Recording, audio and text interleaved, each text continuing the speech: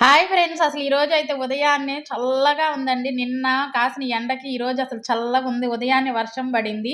బయటకొచ్చి తలుపులు తీసేటప్పటికి చల్లటి గాలొచ్చిందని చల్లగా బయటే కూర్చొనున్నాం. ఇంట్లోకి గూడా అసలు వెళ్ళబుద్ధి గాలేదు. మాకు బయట కూర్చుంటే మంచి చల్లటి గాలొస్తుందండి.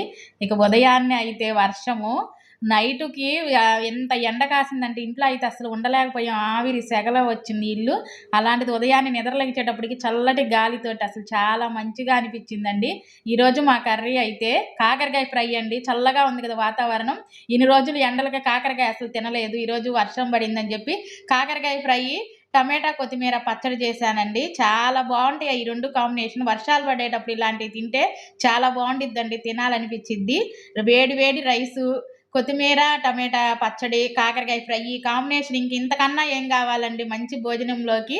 నా వీడియో గనక నచ్చితే లైక్ చేసేయండి, షేర్ చేయండి, కామెంట్ చేయండి, సబ్స్క్రైబ్ చేయండి. Bye friends.